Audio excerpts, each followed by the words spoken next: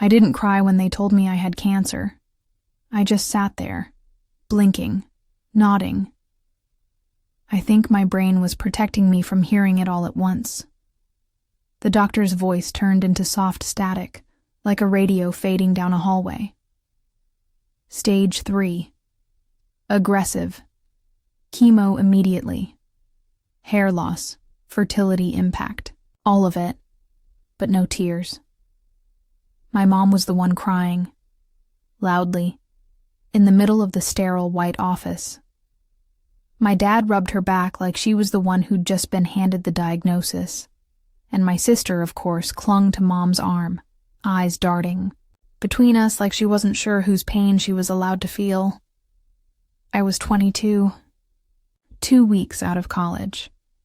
I hadn't even opened my graduation presents yet. It started with exhaustion I chalked up to finals. Then bruises I couldn't explain. The nosebleeds were the last straw. A quick visit turned into a whirlwind of blood work, scans, and a prognosis that felt more like a prison sentence. We weren't wealthy. Middle class, sure. Paycheck to paycheck, if we were being honest. My college tuition had come from a mix of scholarships, side hustles, and whatever was left. In my grandmother's savings, there wasn't much emergency fund to speak of. But when I told my family I didn't want to fight, when I said I wasn't sure we could afford it, my mom stood up, firm. "We'll take care of it, sweetheart. Don't you dare worry about the money." And then the GoFundMe went up. The post was written by my older sister, Leah.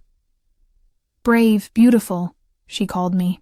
She picked photos of me smiling in the hospital, even though I hated being photographed there. She told people I was strong, that our family was doing everything we could, but that we needed help, and help came. Strangers, neighbors, old classmates, people I barely knew sent money. Comments poured in. "You got this. Stay strong. We're rooting for you, Sophie." Within a week, it had $14,800. By the end of the month, over $37,000, and I cried. Not from fear. Not even from the pain of the first round of chemo. I cried because I didn't think people cared that much. Recovery wasn't pretty. My body felt like it was at war with itself. I spent weeks dry heaving, months in a haze of nausea and insomnia. My hair fell out. My skin went pale and patchy. I had sores in my mouth that made it hard to speak. But they told me it was working, and I believed them. Leah wasn't around much during that time. She said the hospital triggered her anxiety. I didn't complain. Mom stayed with me during most treatments, and Dad handled the bills. That's what I thought, at least. 6 months later, I rang the bell. I was in remission. People clapped. Nurses hugged me. My mom cried again, but this time they were the good kind of tears. That night, we had dinner at home. Just the 4 of us. Pizza, like we used to do when I was a kid. We laughed. We toasted with ginger ale. And my sister kept checking her phone. Then, after dessert, she announced it. "I'm pregnant." Silence. She laughed, like it was some wild surprise. "We weren't even trying that hard. Can you believe it?" Mom gasped and hugged her. Dad looked stunned but smiled.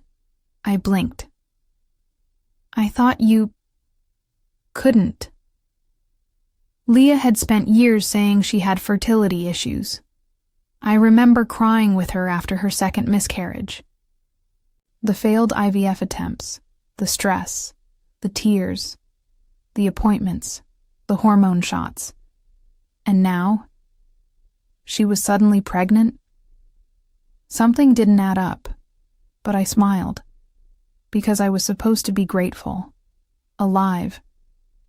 Lucky, it wasn't until I overheard them one night that the pieces started shifting. I was grabbing a blanket from the linen closet when I heard Mom whispering in the living room.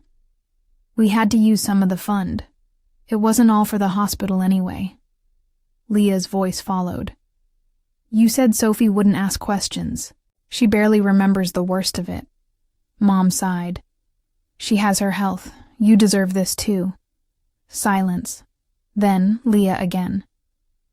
Do you think she'd be mad if she found out? Mom's answer was quick. She should be thanking us. I froze. My chest felt hollow, like the air had been punched out of me. I went back to bed with the blanket but didn't sleep.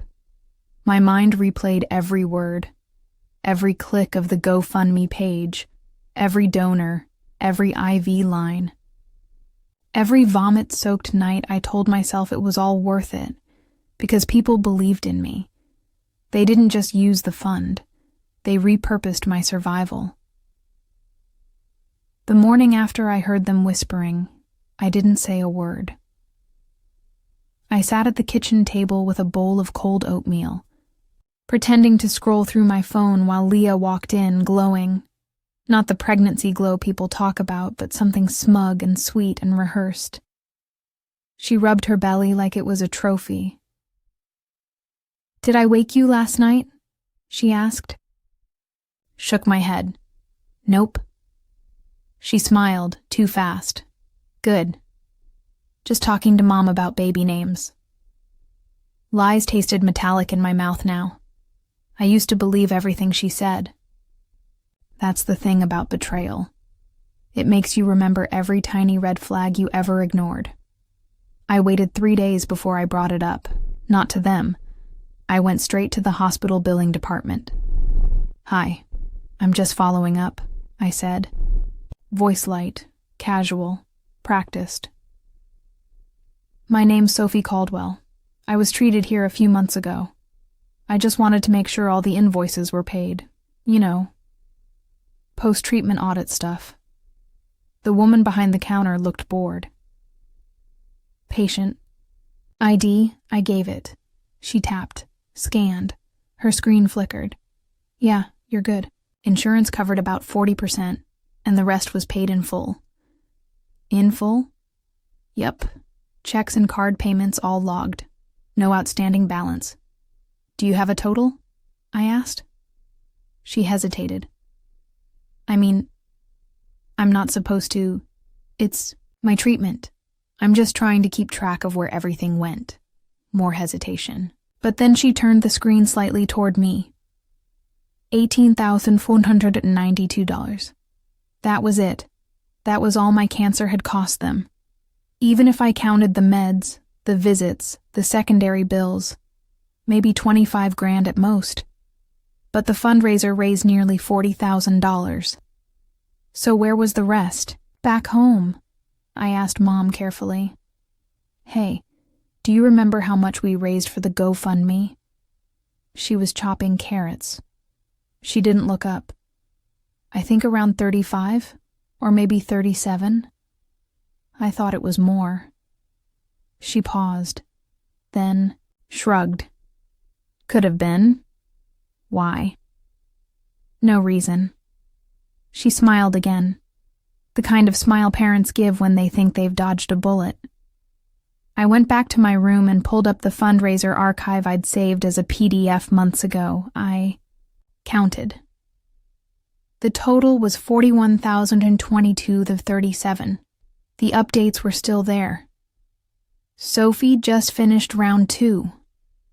We appreciate your support. Let's get our girl through this. Donations from teachers, old neighbors, friends of friends. Some were as small as $5. Some were a few hundred. Each one came with a message of hope. And now it was gone. Tried to tell myself they had a good reason. Maybe there were bills I didn't see. Maybe they prepaid my appointments. Maybe they saved it for emergencies. But then I walked into Leah's room. I didn't knock. I used to, but not anymore. She wasn't home. Out, getting a pregnancy massage. or some crap she now treated as medical necessity. But the door was open, and I told myself I was just borrowing her phone charger. I didn't look around on purpose, but the new furniture was hard to ignore. Whitewashed oak dresser, matching crib, a bassinet, framed ultrasound photos, expensive pastel wallpaper with gold foil constellations, the kind of thing you see in influencer nurseries, and receipts, a small stack on the desk, not even hidden. Fertility First Center, initial consultation, $700 IVF package, single round, $14,500 medications, cycle 1, $2,860. Embryo transfer fee, $1,900. I stood there, blinking at the numbers. Then, in the trash, folded, but not torn, a printout of the GoFundMe transfer confirmation. Payout sent, $41,237 to Caldwell Family Fund account. The dates aligned. They drained it. My sickness paid for her miracle. That night, over dinner, Leah talked about baby showers and paint colors. My parents smiled and nodded, passing potatoes like everything was normal. I sat there, watching them, chewing slowly. I wasn't angry anymore. I was in clear. They didn't just lie. They rewrote my survival into her miracle. They used my face, my suffering, my story, and spent it on her future. And they thought I should be grateful. When I didn't say much, Mom tilted her head. "You've been quiet lately, honey." "I'm just tired," Dad frowned. "Still feeling weak?" "You should rest." Leah reached across the table and touched my hand. "You should be happy, Soph. You beat cancer. You have your whole life ahead of you." Then, with the softest smile, she added, "Besides, you didn't even want kids." I think that's when something inside me cracked. That night, I started planning, not for revenge, for truth.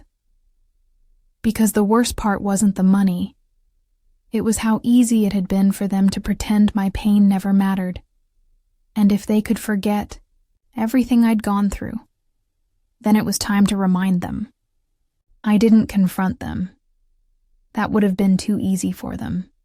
To twist the story, to cry, to apologize with crocodile tears and say they meant well and did it for family. No.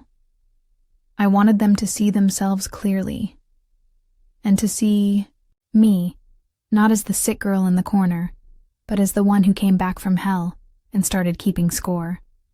I started small. The first thing I did was apply for a job. Quietly. Online. A remote assistant role for a nonprofit out of state. They offered me a part-time position within the week. I didn't tell my family. I just made sure I had my own money, a digital trail, and a clear path out when the time came. Next, I opened a new bank account in my name only. Then I requested my medical records, itemized bills and payment receipts from every provider I'd seen during treatment. They sent them in a large yellow envelope, which I hid in a shoebox under my bed, inside an old hoodie. The truth was in writing now. The timeline matched.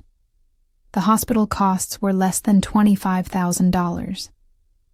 The IVF receipts, all dated after my fundraiser. The fund was drained for her, not me. Around that time, I reached out to Aunt Marlene.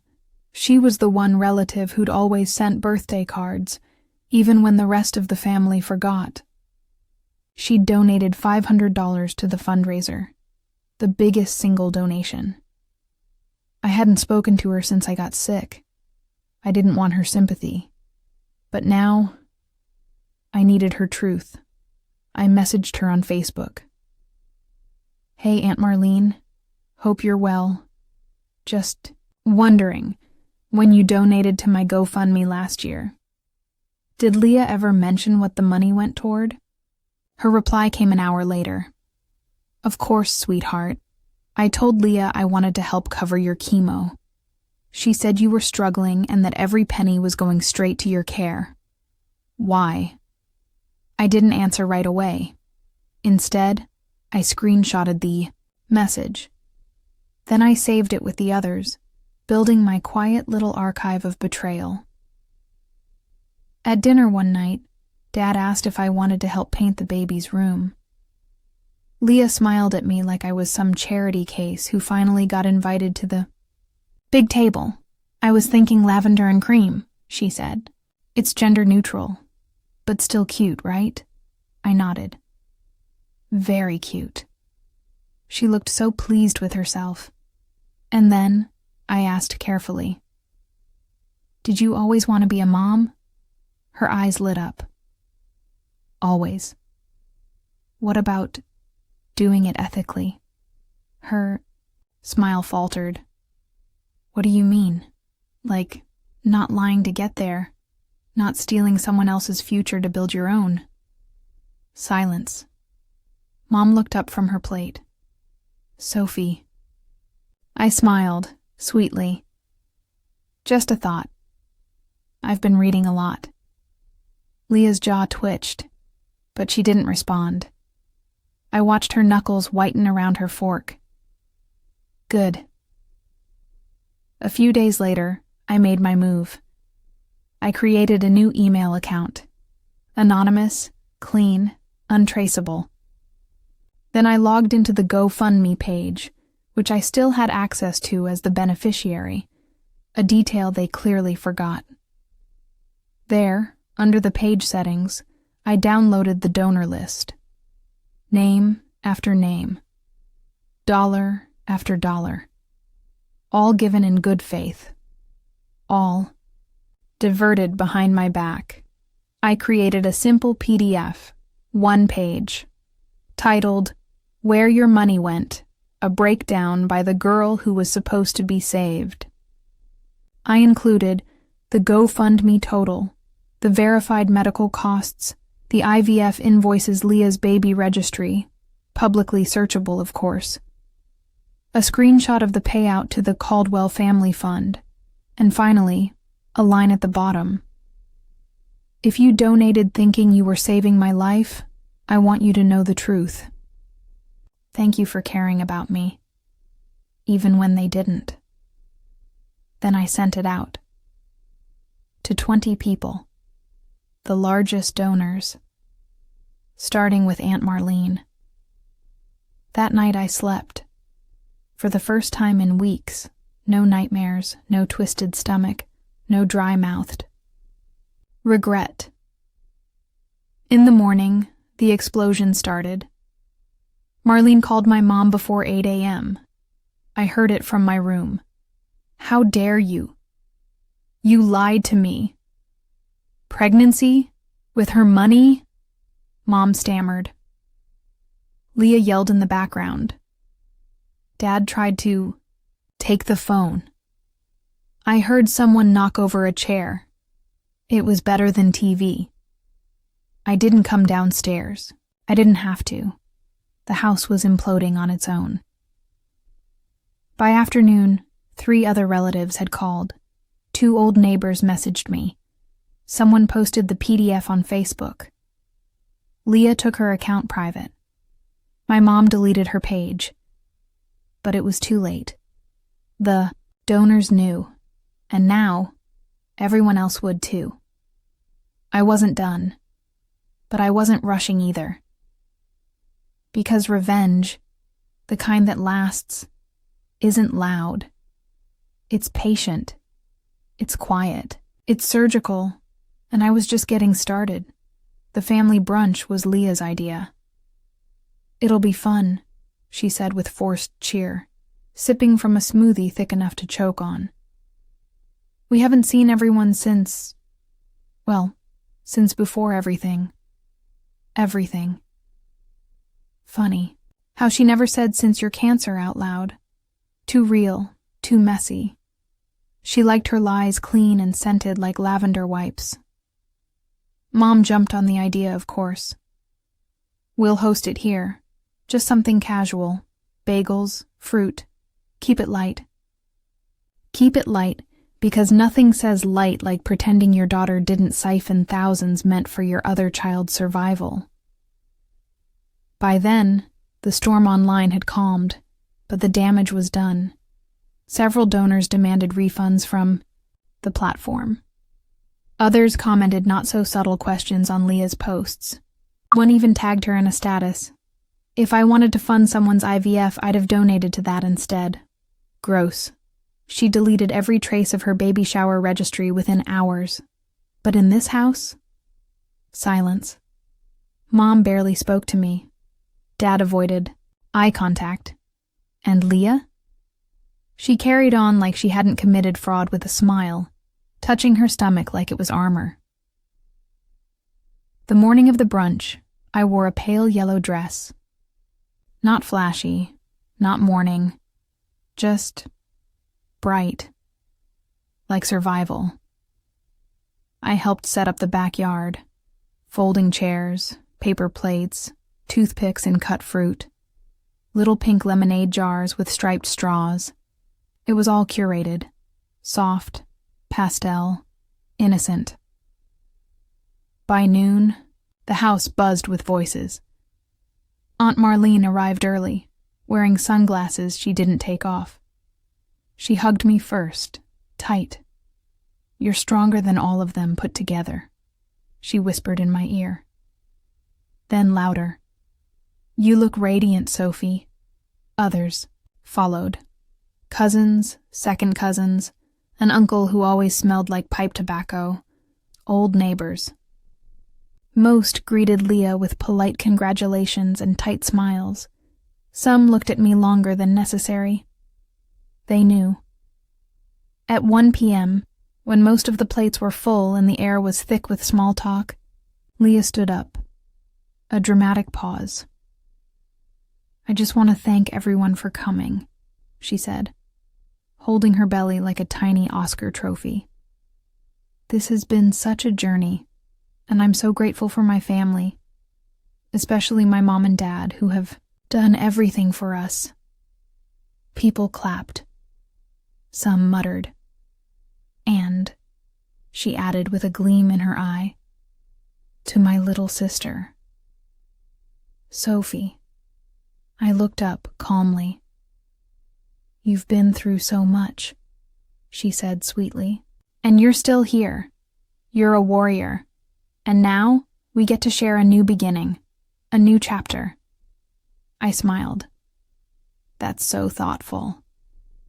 Then I stood, quiet, smooth, no clinking glasses or raised voice.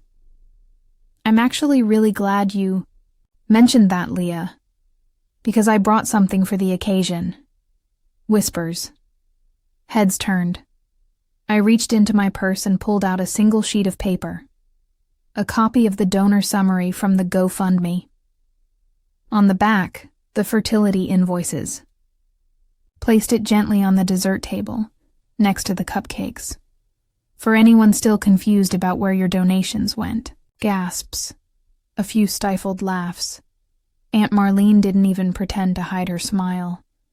Leah's face went rigid, like stone cracking. "Sophie," Mom hissed from behind her teeth. But I wasn't yelling. I wasn't storming out. I just leaned in and said softly, so only they could hear. "You didn't just take my money. You took my story. And now, I'm taking it back." Then I turned and walked inside. I didn't need to stay.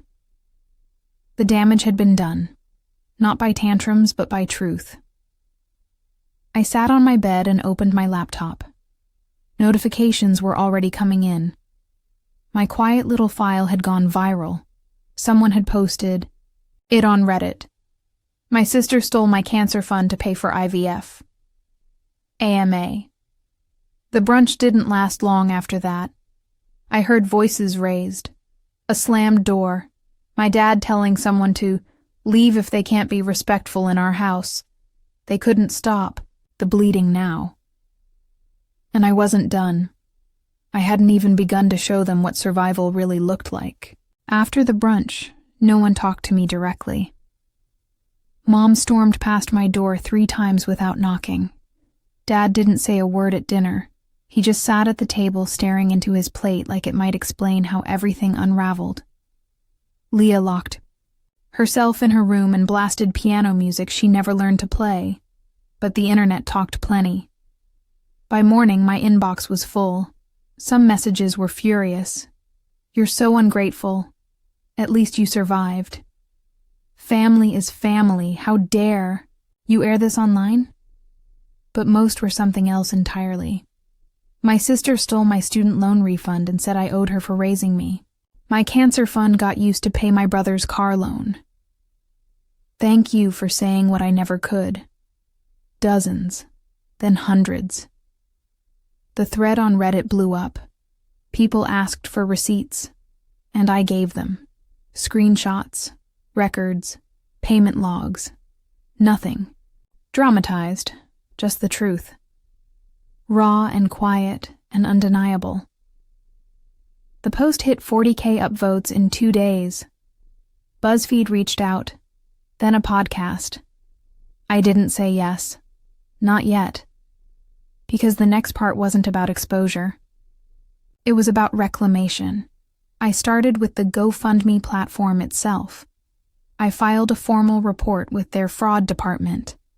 I outlined the full situation, including the actual costs of my medical care, the redirection of funds toward unrelated fertility treatment, the fact that I was listed as the beneficiary, but the funds were withdrawn under a family-managed account.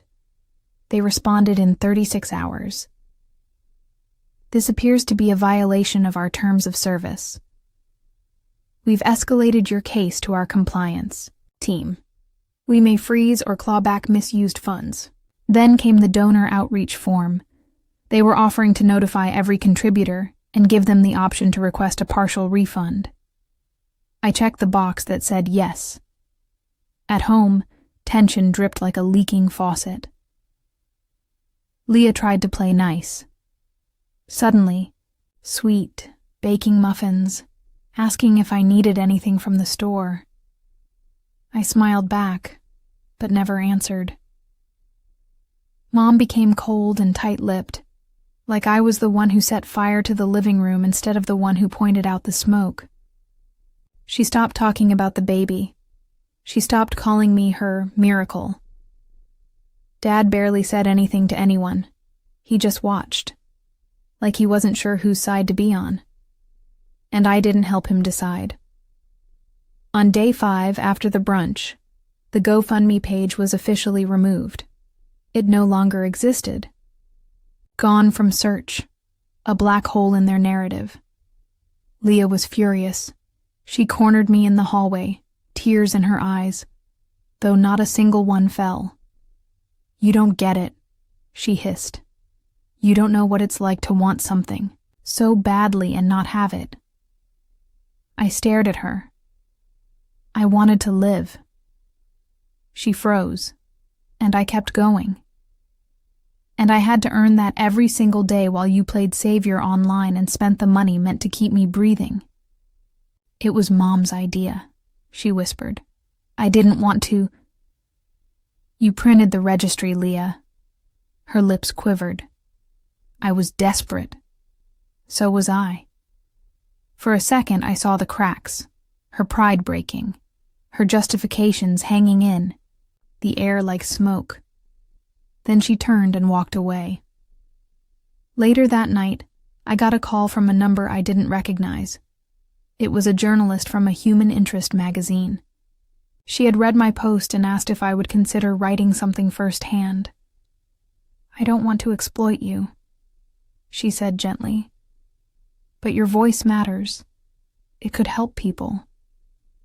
I thought about it and said yes. Not for the views, but because I wanted my name back, my story, my truth. I titled it, My sister's baby was bought with my survival, and I signed it, full name, Sophie Caldwell. Not anonymous, not background. Not the girl in the hospital gown. Me. I haven't sent it to Mom yet, but I know when I do, she'll read every word, and when she finishes, she'll realize.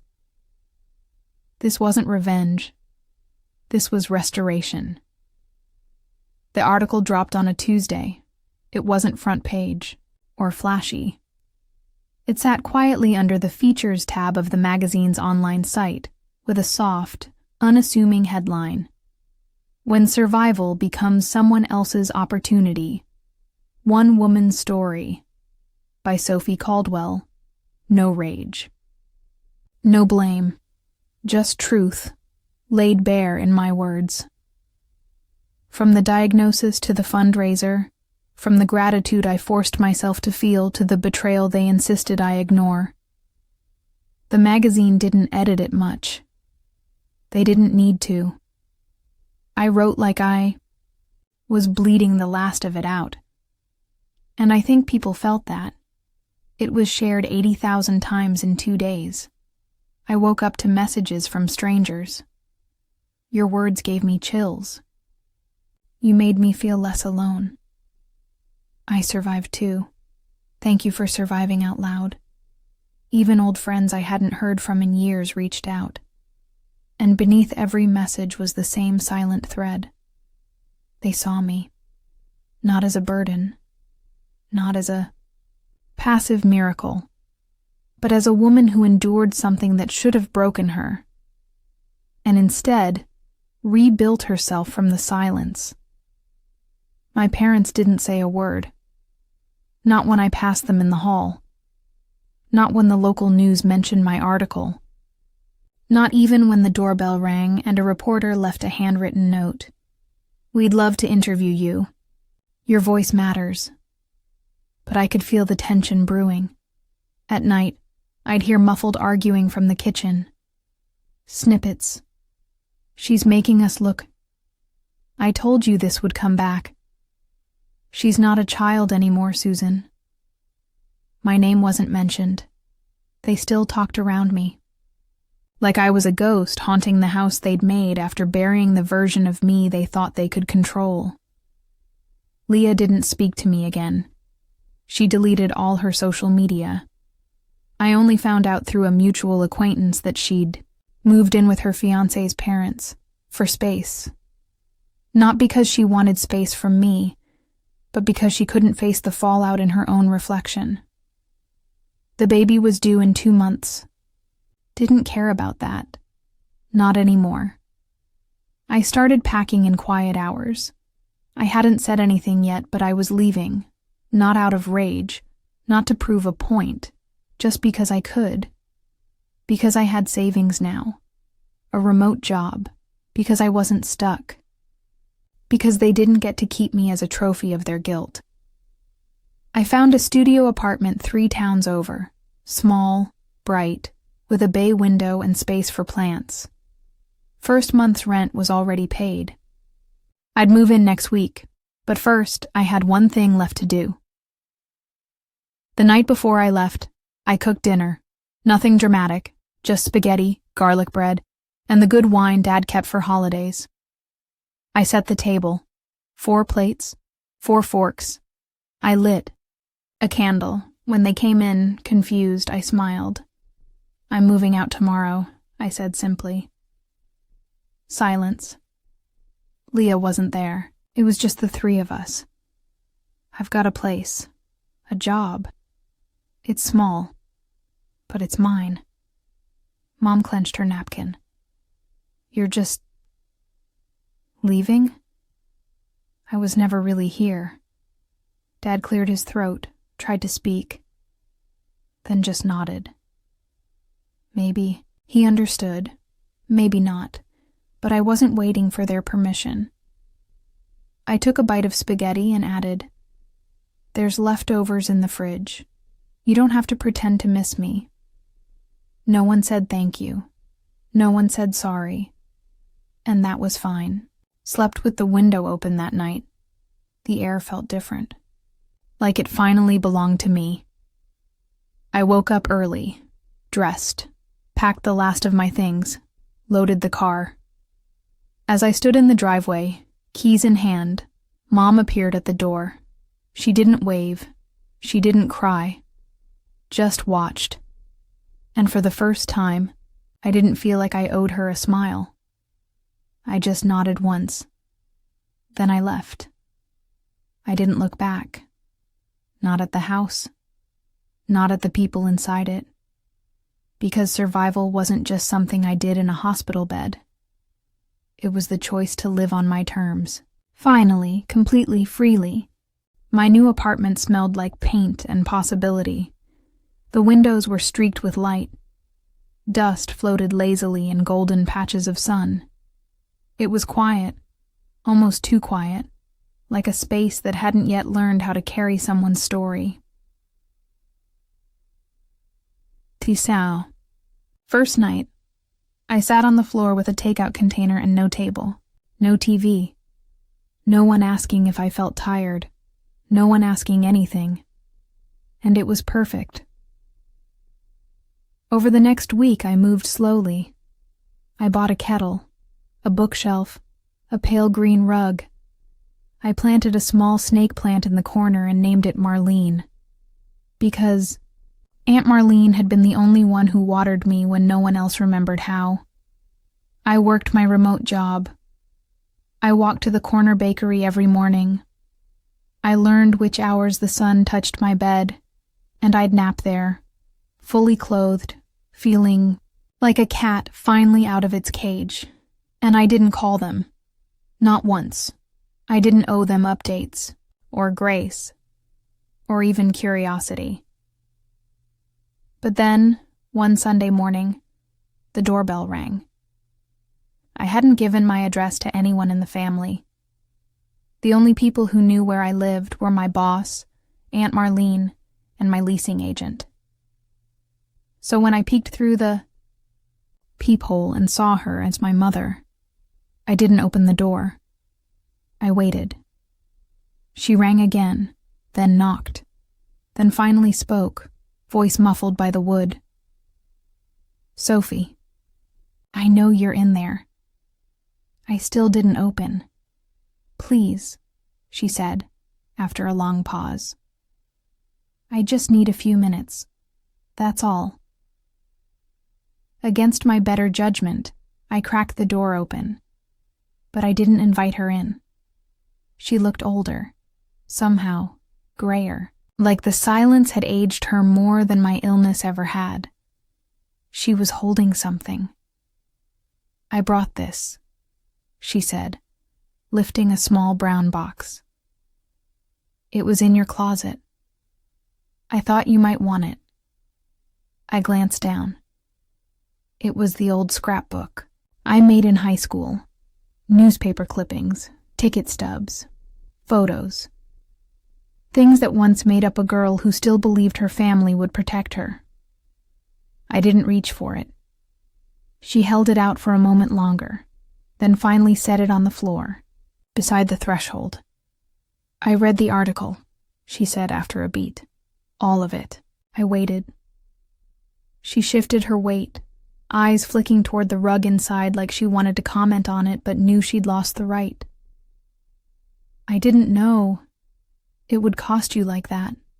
The money, the trust, all of it." I blinked. "You helped. Take it." She didn't flinch. "I know." "Then what are you here for?" She hesitated. "Not forgiveness. I think I've finally earned the clarity that I don't deserve that." She looked down at her hands, twisting the edge of her sleeve. "I'm here because I had another granddaughter born this week. And when I held her, all I could think about was how we made one daughter feel disposable to give another a legacy." Throat tightened. I hadn't known Leah gave birth. I hadn't wanted to know. "She named her Hope," my mother whispered. I almost laughed. a cruel, bitter sound that scraped the back of my teeth. She shouldn't have named her after something she stole. Mom winced. I know I can't undo it, she said, but I'm sorry. I truly am. We stood there, me inside my new world, her just outside it, where she belonged. You lost me, I said quietly, but you already knew that. She nodded. I know. I closed the door slowly, gently, and I didn't open it again. I left the box on the porch. I didn't want to carry old stories into this new life. But I did one thing before I moved on. I took the photo from inside, me, 12 years old, at the science fair with my first place, ribbon, and pinned it to my wall. Not to remember who I was, but to honor who I never stopped being, even when they pretended I didn't matter. 2 months passed. Life moved on, quietly, the way healing often does. It didn't arrive like thunder. It came in slow rituals, watering the plant named Marlene, folding laundry to the sound of soft music, buying flowers for myself on weekends. I didn't check my family's social media. I didn't reach out. The world was full of people who had no idea what I'd been through, and that, in a way, felt like a gift. I got to choose who I was again. But then, one evening, I opened my email and saw a subject line that stopped me cold. From Leah Caldwell. Subject, if you'll read this. My finger hovered over the trackpad. I didn't want to open it. I also needed, to Sophie, I'm not going to ask for forgiveness. Not because I don't want it, but because I wouldn't believe I deserved it even if you gave it to me. Hope was born last week. She's healthy. She sleeps in a bassinet I paid for myself. I think about what I did every time I rock her to sleep. And I think about you. How I took something from you I didn't earn. And how I lied to myself that it was okay because it was for something good. But good things don't grow from betrayal. I know that now. I hope, really hope, that you've built something for yourself that has nothing to do with us. That you're free. That you're happy. You were the strongest person I ever knew. That's why I envied you. It's also why I failed you. There's no need to reply. I just needed you to know that I'm finally learning the weight of what it means to live with the truth. Leah, I didn't cry. I didn't smile. I just sat there, staring at the screen, feeling everything and nothing all at once. Her words weren't redemption. They weren't enough to erase what was done, but they were honest. And sometimes, that's the only closure you get. Not a bow, not a reunion, not justice. Just an ending that stays open because the pain doesn't disappear. It just finds somewhere quieter to live. That weekend, I took a walk to the park near my apartment. It was warm, sun cutting through late spring air, kids laughing on the swings, a woman nearby pushing a stroller. I sat on a bench beneath a tree and closed my eyes. For a long time, all I'd wanted was an apology. But sitting there, I realized I didn't need it anymore, because I hadn't just survived them.